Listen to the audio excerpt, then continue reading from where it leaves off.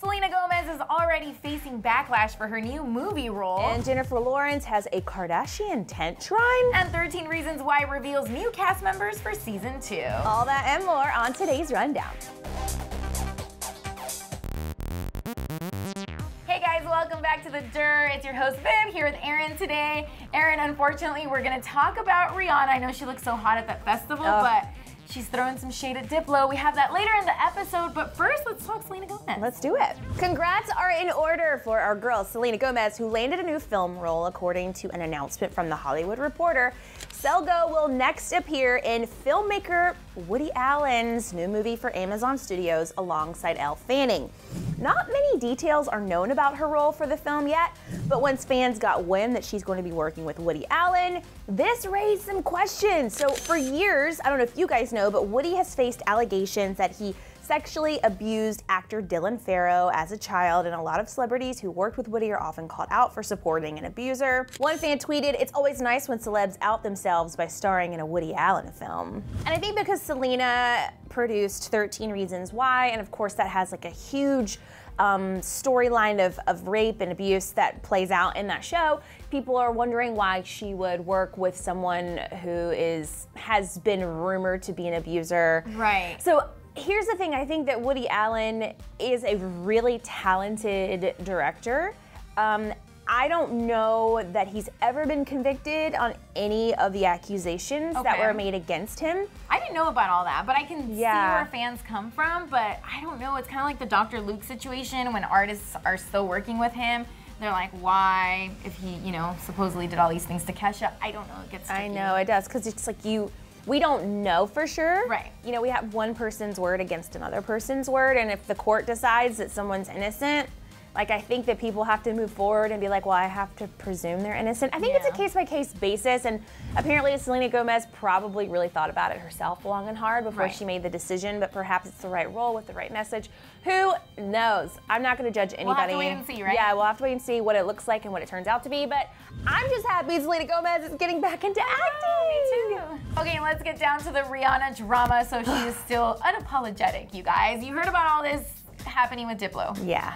Okay, let me break it down. DJ Diplo, part of Major Lazer, recently did an interview with GQ Style and admitted he's been trying to collaborate with Rihanna for like ever, but Riri turned him down every time he asked. When he played her Major Lazer's Lean On song, she said, "I don't do house music." Diplo recounted another time he was in the studio at 4 a.m. with Rihanna, The Weeknd, and Future. When he played Rihanna a song of his, she reportedly said, "This sounds like a reggae song at an airport." Ooh.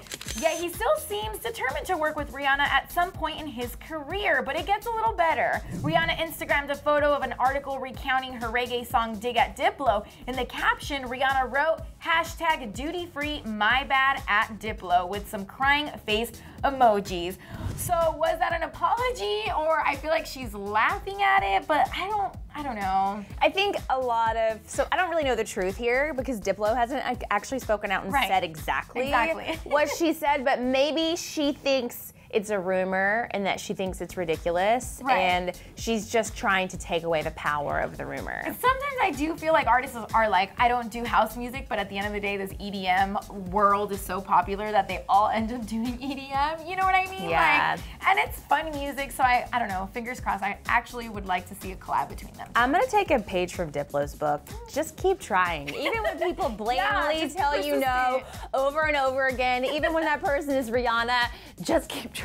Well, everything always comes back to Blac Chyna on this show as of late, and I don't know if you guys have heard about Jake Paul causing up a ruckus in his neighborhood. His neighbors cannot stand him right now, but he's not the only one. According to some new sources, Blac Chyna is apparently causing a fuss in her neighborhood, and police got called because she got into a heated argument with her neighbors. I'm not surprised. So TMZ is reporting that Chyna was angry due to early morning construction going on at a nearby house. So she allegedly scolded her neighbors when a worker began construction on a roof at 9 o'clock in the morning, waking up baby Dream. So the neighbors were mad about so many cars being parked in front of Chyna's house, and photos from the scene show Chyna yelling at a group of women, one whom got scared and called the cops. The police left shortly after. No one was charged of anything. By the way, construction is allowed to start at 7 a.m. in LA, so 9 a.m. is actually pretty late, all things considered. And ironically, this happened the same day China was supposed to go to court to attend a custody hearing with Rob Kardashian over Baby Dream. However, the two are trying to work out some sort of amicable resolution outside of court and push the court date back to September. Something tells me if I am Blac Chyna's neighbors, I would not mess with her at all. I've seen her argue on the show, and she's scary. She's fierce. She's a fierce. She don't give an F, man. I can just imagine. Poor neighbors. But everything happens for a reason. Maybe she and Rob weren't supposed to go to court because of this whole thing. So even if it means that they didn't have to go to court today, that they could work it out on their own, maybe it was a divine appointment. But yeah, I don't want positive thinking. I don't. You know what's so funny? All these celebrities who live in these expensive neighborhoods, a lot of them have a lot of trouble with noise. Like Justin Bieber's neighbors have had a lot of problems with him. The Kardashians' neighbors have a lot of problems with them.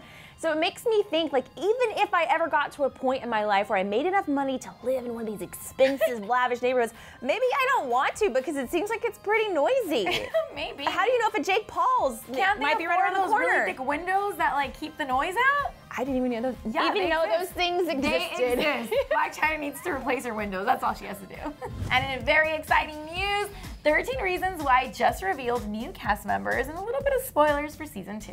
13 Reasons Why has revealed 7 new actors coming to Liberty High in season 2. Among them is Ann Wintour's Chloe, the new It Girl and head cheerleader, Samantha Logan as Nina, a track star with a secret. Also cast were actors Allison Miller, Kelly O'Hara, Chelsea Alden, Ben Lawson, and Bryce Cass. In addition, Dylan Minnette, aka Clay, teased the upcoming season while attending the HFPA Grants Banquet. The show picks up a few months after season 1 where we left off, and there's a lot of catch-up to play, and I think people might be a little surprised where Clay is. I don't know if there's a new love interest, we'll just have to see. Fans obviously went berserk and are very excited about this, and if you recall, season 1 ended with Clay driving off with Tony after telling Hannah Baker's parents the truth about the tapes. Dylan revealed saying, quote, "I think that last shot of season 1 was a glimpse at him maybe beginning to find some closure, whatever way that is."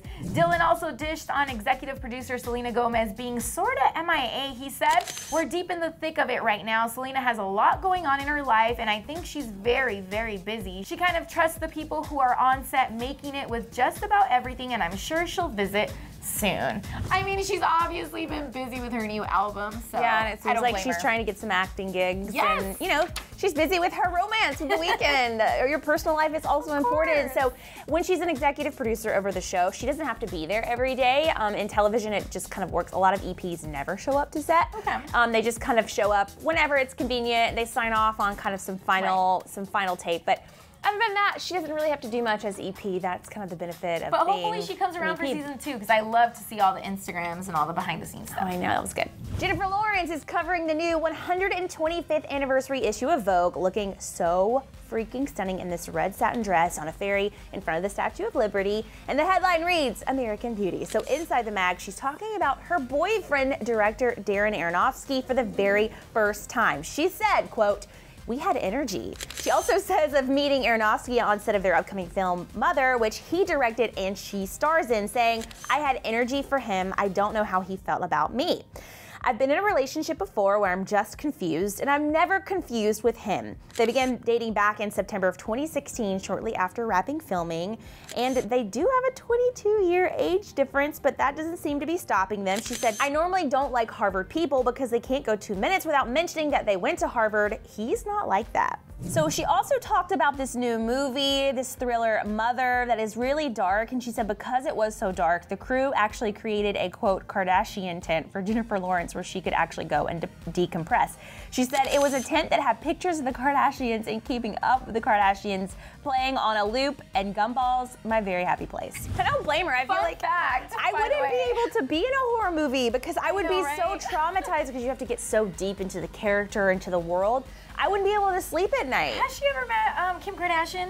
Do you guys know? I know she's a reality TV junkie, so... Tweet me a picture, because I wonder what the conversation would be like. I mean, J-Law is super funny, and I don't know, I wonder what that Yeah, I also am very interested in Jennifer's relationship with Darren Aronofsky. Yes. It's not rare in Hollywood for a director and like the leading girl to fall in love with each other, but he is 22 years older than she is.